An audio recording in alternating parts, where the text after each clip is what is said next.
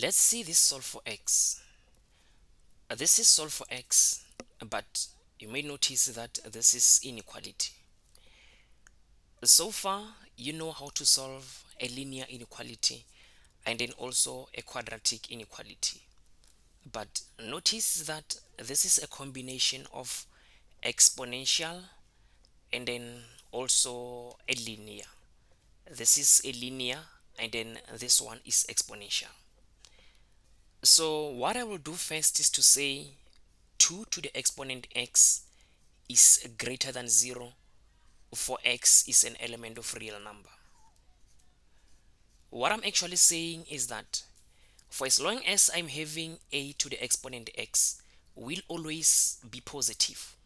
Like I said, if you substitute here with any value, either positive or negative, including 0, you can never get a negative answer, but you can only get positive. So that is why I'm saying 2 to the exponent x is greater than 0, or for x is an element of real number.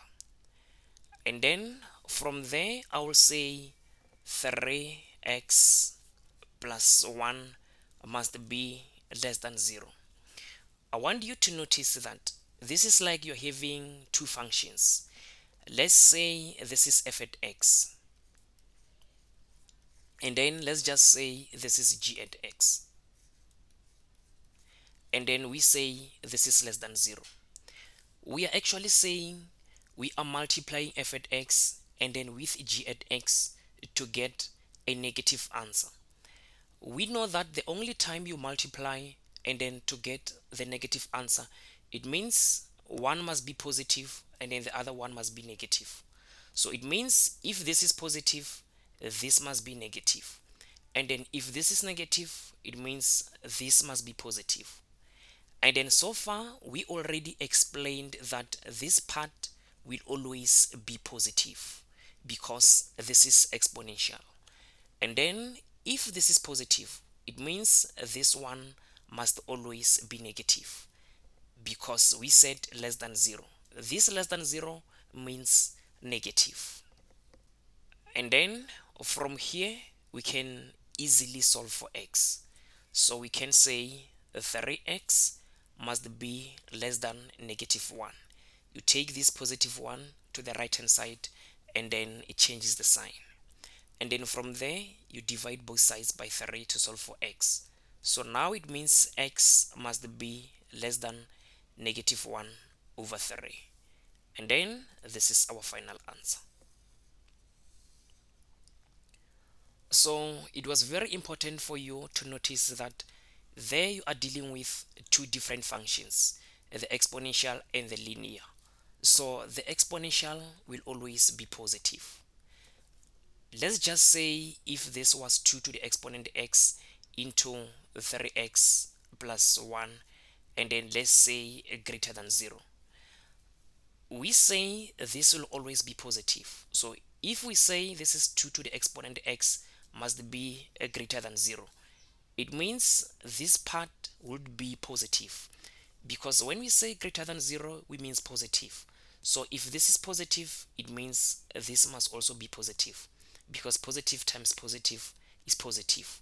So we were going to say 3x plus 1 would be greater than 0, and then we were going to say 3x will be greater than negative 1, and then we would say x must be greater than negative 1 over 3. This is if this was greater than 0. Let's see this expression graphically. If you can try to sketch 3x plus 1, this is what you're going to get. And then you can see that here is the y-intercept, which is 1. And then if you sketch y equal to 2 to the exponent x, this is what you're going to get. And then this is the x-intercept of the straight line. So now notice something. We said this expression means that f at x times g at x must be less than 0. So it means we are looking for the solutions or a solution where one of this must be above the x-axis and then the other one must be below the x-axis. meaning one must be positive and then one must be negative. And then you can see that this starts from here. This is negative 1 over 3.